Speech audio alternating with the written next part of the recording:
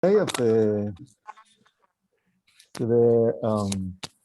session on harmonic analysis, fractal geometry and application. I have to apologize for the schedule that is so singular but we have speakers that have 11 hours time difference, so it was really tricky to get a time, and also we have restrictions from the Congress. We have liked to put more space between talks and to make the break longer, but we have a very, very tight instruction to make just in 4 hours everything.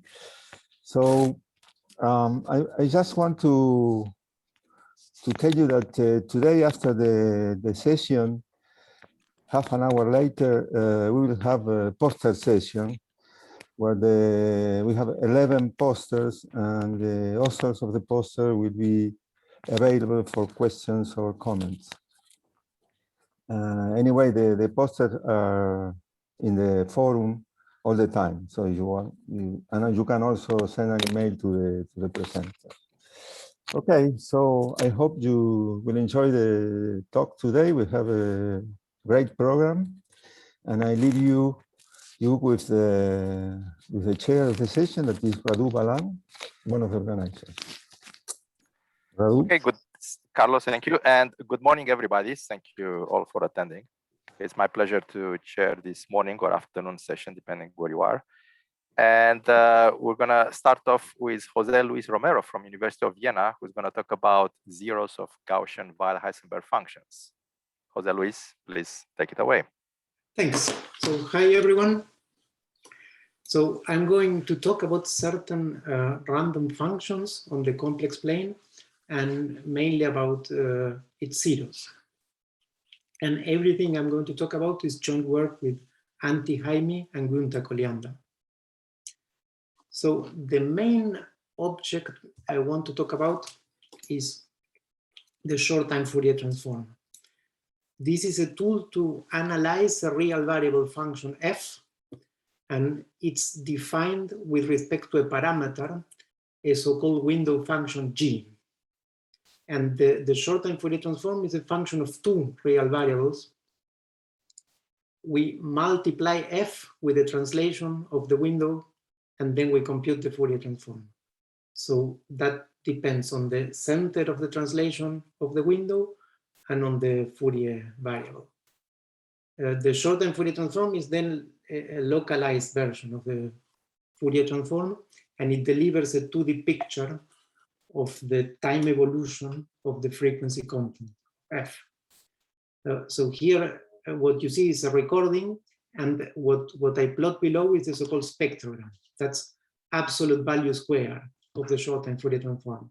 And this is computed with the Gaussian window. G is the Gaussian here.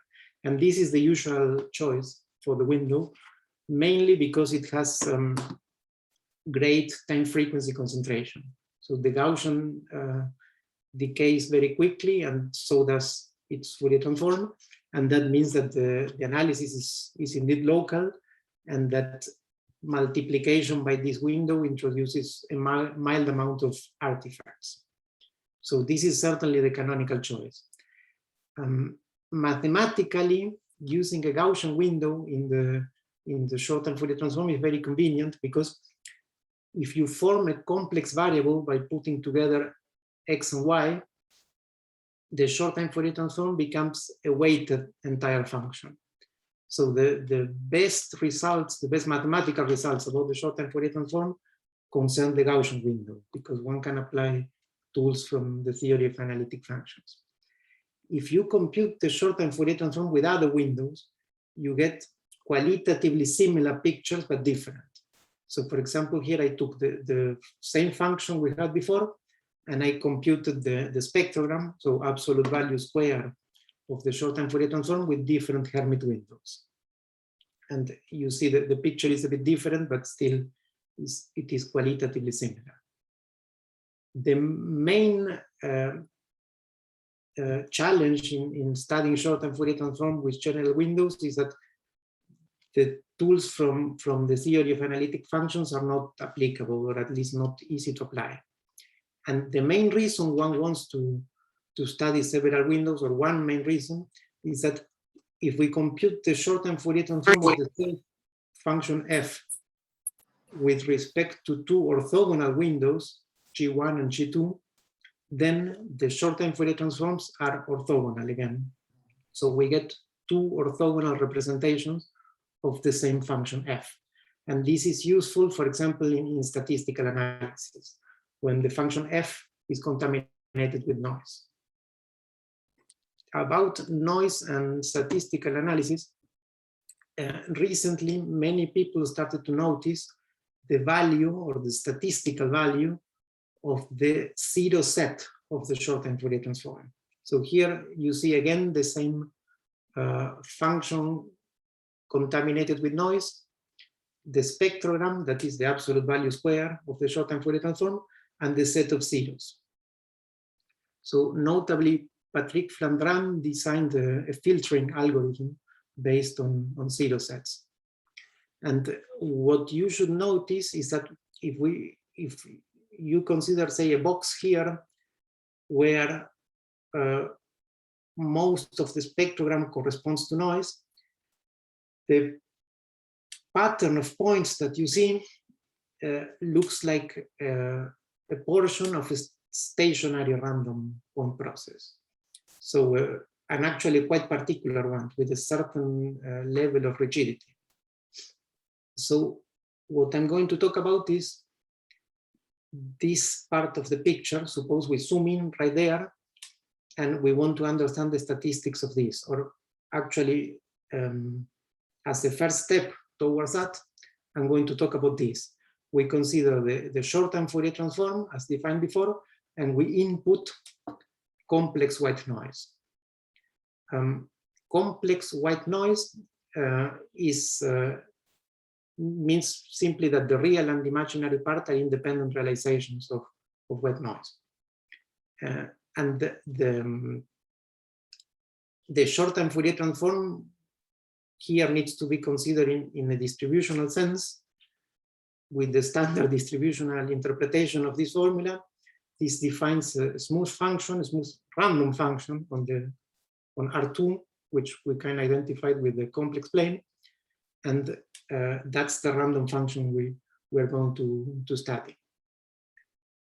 The restriction to complex white noise is simply a mathematical simplification of the problem.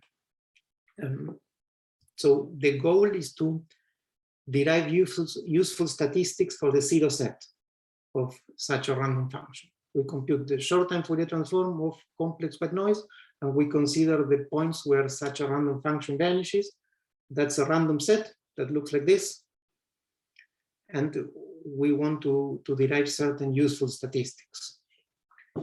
And a second goal, maybe more a personal goal, is to understand the role of the time frequency profile of the window G in this picture here. Important cases are again the Gaussian window and more generally Hermite windows, which are these functions here. Okay, so let's start with the Gaussian. So now we consider the short-term Fourier transform of complex white noise, and the window G is this normalized Gaussian. And this is the... Jose, can I ask you, what do you mean by complex white noise? What is the probability distribution on F? On F. What is your random model? What do you mean by complex white noise? Can you give the definition? Or? Yeah, so real and imaginary part are independent realizations of the standard white noise. Of the standard? White noise.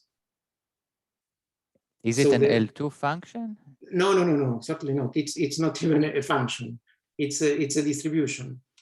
So right. So you can maybe think of it as a derivative of the Brownian motion. Yes. Okay. So F is not even a function. It's some distribution on the real line, but the integral. This integral is well defined because it can act on G, because G is a Schwarz function. G is a Schwarz function, so you can apply it to... Right, so sorry, I was putting a bit of stuff under the rug. Yes, so indeed, you interpret this integral distributionally, So this is a test function, and then f can be a distribution. Okay, thank you. And each realization of white noise gives a distribution. Thanks. Fine, yes. Maybe these technicalities are not terribly important for what I'm going to talk about. There are many possible ways to define this rigorously. Maybe it's easier. Let's go to the next slide, and maybe these concerns will disappear. Let's say we do the following calculation formally. If one weights the short-time Fourier transform and changes C to C bar, and one weights the short-time Fourier transform of complex white noise with certain non-zero factors, one obtains a random Taylor series. So these are the standard monomials on the plane, C to the k divided by square root of k factorial, and then we weight them with independent complex random variables, normal random variables. So standard complex normals, but complex. And this random Taylor series will converges almost surely, and this formula shows that the zeros of the short-time Fourier transform with complex white noise can be identified, or actually are the same, as the zeros of this object here, which is a so-called Gaussian entire function. This was noted by Bardenay, Flaman, and Chenev. And the object, the expression on the right-hand side is very well studied. This is one instance of what one calls a Gaussian entire function. The In this case, the window function G is the Gaussian, is just the yes, Gaussian? precisely. This is the magical choice, let's say, that allows for this. And this is, so one can prove formally this equality, and then this function here is a standard function. It's not a distribution, it's just an analytic function with probability 1. And the one important aspect of, or consequence of this identification is that the statistics of the zero set of such a thing are very well studied. So one can bring in all those statistics. And for example, the first quantity one may compute is the expected number of zeros within a domain. And that's actually the Lebesgue measure of the observation domain. And much more is known about the zero set of Gaussian entire function. And the main tool to study these functions is, of course, this formula for the zeros of a general analytic function. So the Laplacian of the log of absolute value of an analytic function is the sum of Dirac deltas on the zeros. So this is the main tool. Now, what I want to talk about is the short-time Fourier transform with the general window, and in particular, again, the zero set. So the main mathematical obstacle is that there is no trick you can play with the short-time Fourier transform to get a weighted analytic function if G is not Gaussian. So we need to use other tools. There is a general set of formulas to study the zeros of a general or quite general random function. So these are so-called Cox-Rice formulas, and they express several statistical properties of the zeros, for example, the expected number of zeros inside the domain, as expressions involving stochastic quantities that can be hopefully computed from the random function f. And there is something special about the example I'm presenting, the short-time Fourier transform of complex white noise, which is that the stochastics of these functions are invariant under the certain action of the Weyl-Heisenberg group. So concretely, this is simply a reflection of the fact that complex white noise is invariant under time frequency shifts. So if you shift by an arbitrary A complex white noise, and you multiply by an exponential of an arbitrary frequency B, then that gives an instance of the same random process.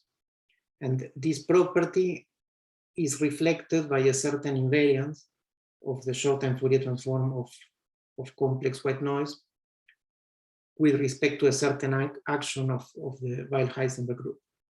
And this is what allows us to dig into these formulas here. A focus case for us is, again, Hermite functions. So let me tell you what we know about this. So first, the expected number of zeros inside the domain.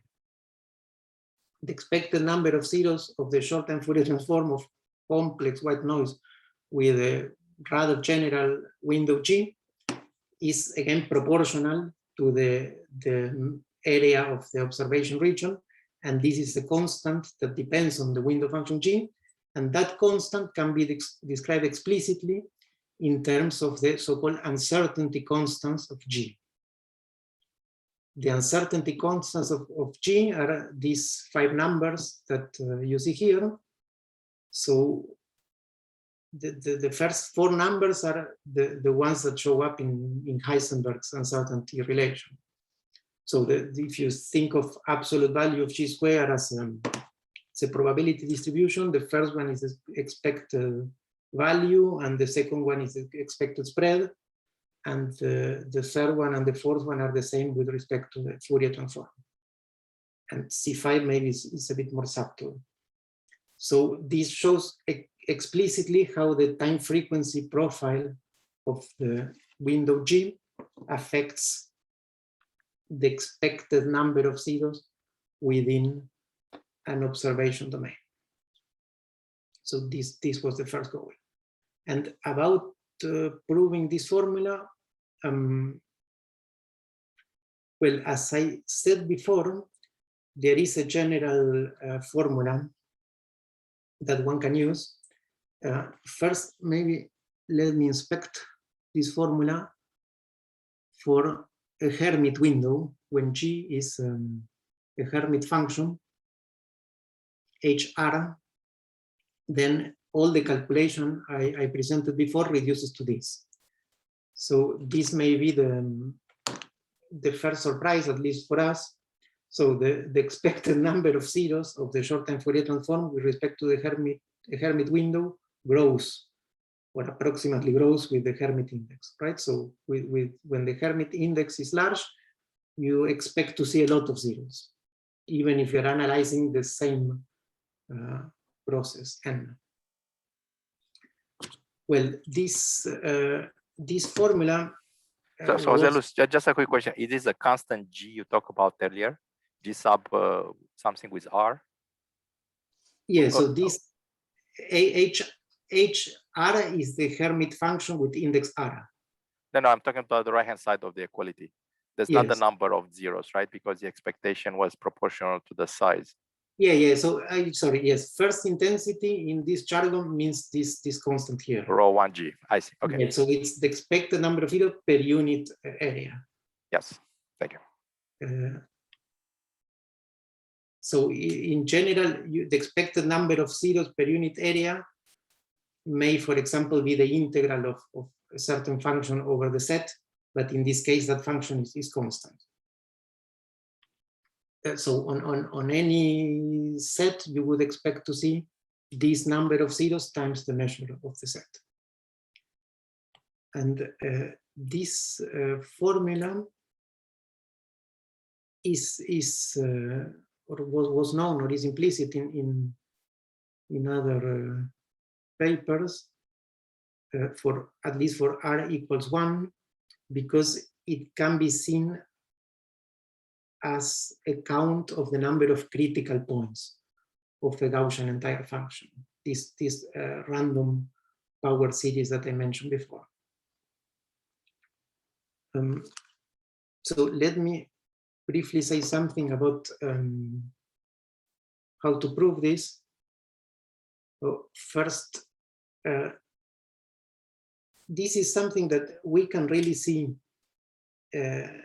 We can compute the zeros of complex white noise with respect to a Hermite window, and we can really see this theorem not only in expectation but actually with one realization. So here I plotted the short-time Fourier transform of simulated complex white noise on a box 0.8 times 0.8, and we see 109 zeros, and the expectation according to the formula before was 106.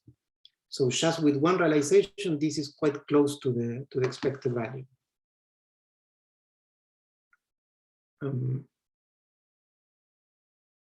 Fine. So let me mention something about how to show this. Well, there is this general formula for the expected number of zeros of a random function, and the question is whether one can calculate the quantities involved. The main object to calculate is this conditional expectation of the absolute value of the Jacobian of the random function, given that the function is 0. And well, if our function in question is a short-time Fourier transform of complex white noise, and if we form a vector with the function and its derivatives, this is still a complex normal vector.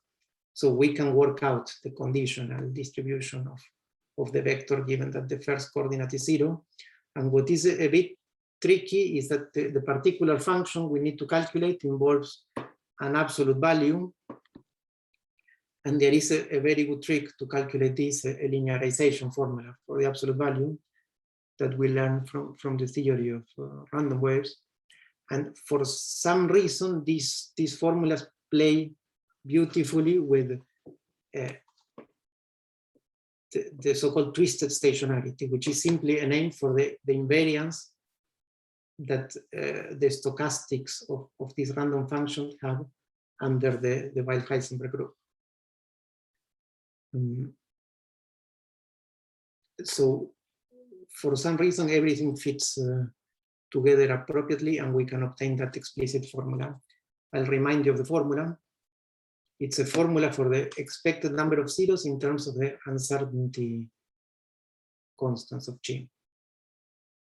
And the second thing we wonder is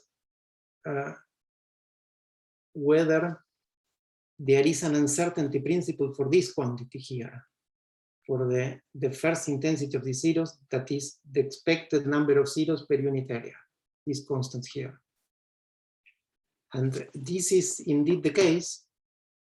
There is an uncertainty principle for the intensity of the zeros.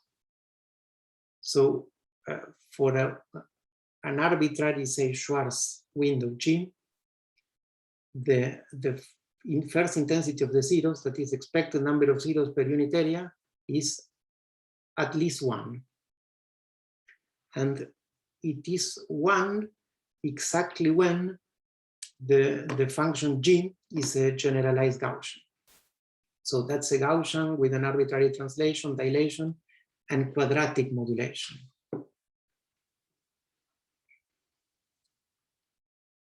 So the Gaussian produces the smallest expected number of zeros per unit area.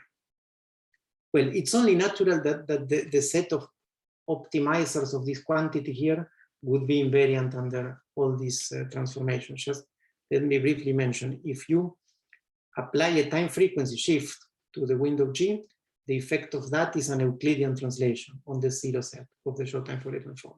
So that doesn't change the stochastics. If you apply a dilation to G, the effect of that is a dilation on the zero set, but it's a a particular dilation. One coordinate is expanded and the other is contracted proportionally.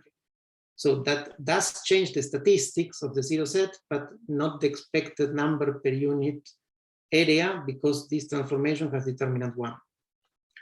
And similarly, if one applies a quadratic modulation to G, the zero set is transformed by a shear, so by a linear map, also with determinant 1, which again changes the statistics, but not the expected number of zeros per unit area. So it's only reasonable that the optimizers of this quantity should be invariant under these transformations. And the fact that up to this transformation, it is only the Gaussian that optimizes this is closely related to a refined version of Heisenberg's inequality, known as the Robertson-Schrödinger uncertainty principle, which is a more refined version of Heisenberg's relation that is invariant under this transformation, the quadratic modulation, unlike the standard uncertainty inequality. So this is essentially what comes into play. And the last thing I would like to mention is the so-called charge of a zero. So now we consider a zero of the short-time Fourier transform of noise, and we define the charge as the sign of the Jacobian of the function considered as a function on R2. So the determinant of the differential matrix, which is given explicitly by this expression here. And so this measures the winding direction of the function around the zero. And this is a new quantity, because when G is a Gaussian window, you don't see these numbers because they're all 1. That's the case because of the identification of short-time Fourier transforms with weighted analytic functions and the conformality of analytic functions. So all winding numbers are positive. But in general, it's a new object that may have some statistical value. And this is what we know about these numbers. So first, these charges at a zero are all only 1 and -1. So zero does not occur generically. And second, if you form a set by weighting each zero with its charge, so let's say a sum of Dirac deltas on all zeros but weighted by their charge, this set is also stationary. So the statistics of this charge set are also translation invariant. And moreover, the expected charge within a set, so the sum of the charge over all zeros contained inside the set, is exactly the Lebesgue measure of the set.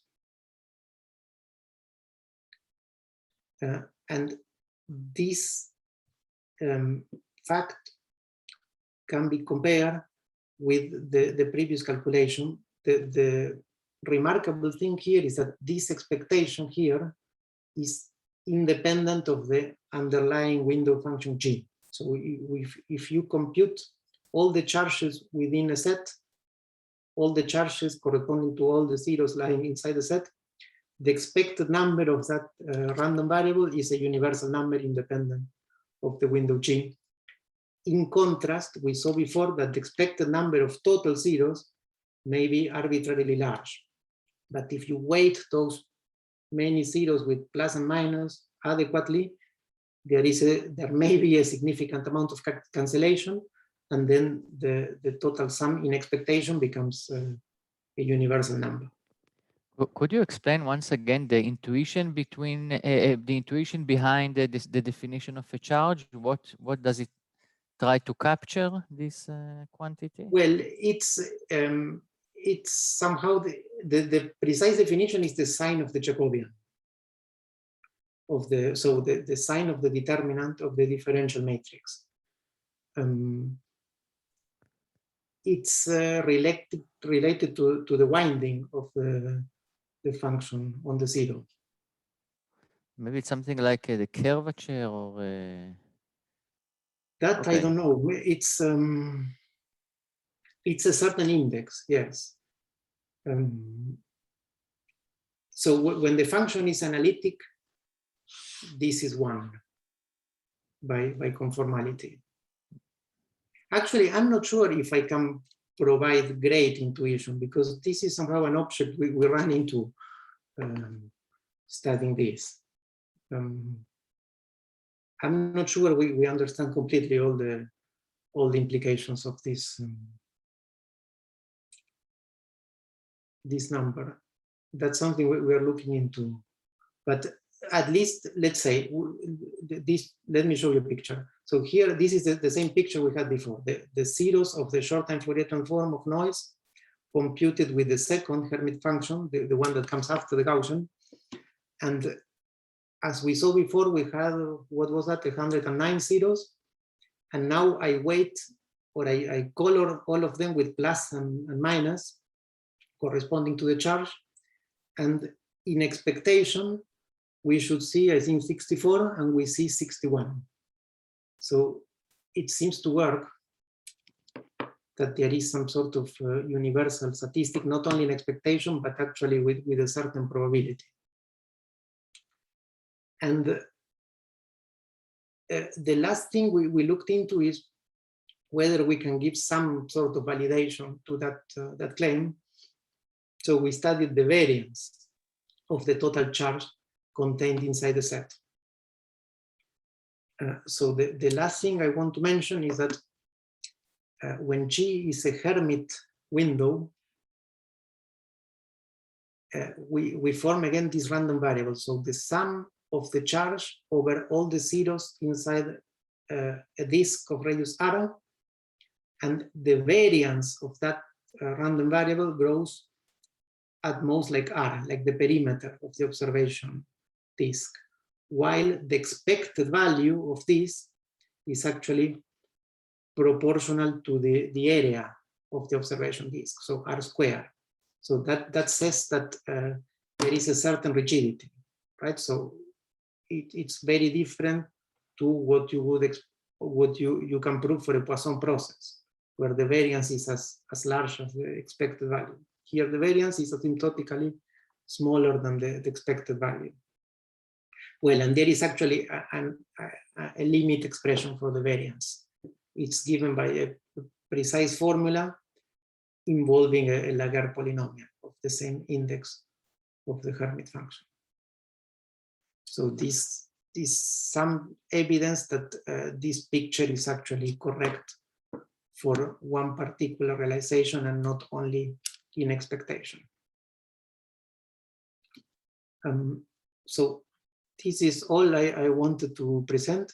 So thanks a lot for your attention. Thanks to the organizing for putting together the session, and I'll be glad to answer questions.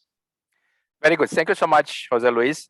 So I thank you on behalf of the participants, and we have time for 1 or 2 questions. I have a question. Sure. Thanks. The first question is about the Reich-Rice theorem or lemma that you mentioned. It calculates the expectation of the zero set, right? So what is the requirement for the window function G there? Do you have to have some kind of regularity, I mean smoothness property for the G, or it can be calculated for any the Reich-Rice formula works under really minimal assumptions. So it just measures theoretic assumptions that certain vectors need to have a density. It's a very general tool. So that means if your window function is a characteristic function, you can still you're still able to calculate the expectation. Is that no? Sorry, here I've always assumed the window was Schwarz because of, well, just to avoid the technicalities. So mainly because of what Nia asked. What's the meaning of the short-time Fourier transform if you input a distribution? Well, it's easy. If the window is Schwarz, everything it's well-defined distributionally. So a characteristic function is out of the scope here. Okay. It's not that it's not too different. It's just we were not interested in this kind of technicality. We were more interested in formulas. I see. So my second question is that can you give us some intuition about the zeros? The zero set of the short time Fourier transform. Probably you know more in the applied math than I do, so I just want to get some intuition about why the zeros are important. Well, so this is special about the zeros of a random function, right? So the short-time Fourier transform of noise, those can be expected to have quite a rigid shape. Mm-hmm. If you take an arbitrary function, of course, the zeros can be actually quite a general set. They're only constrained by the growth of the short-time Fourier transform at infinity. So you can say something about the density of the zero set, but nothing as precise as okay. what you see in these pictures, right? So in these pictures, maybe let me go to one of these first pictures. In these pictures, you really see a quite rigid pattern. Yeah. Mm-hmm. Mm-hmm. Okay. Thank you very much. Very nice talk, by the way. Thank you. Great, thank you for the questions. Any other question? I mean, if not, then thank you again, José Luis. And I guess would be time to maybe in a minute to switch to the second talk. Mm-hmm.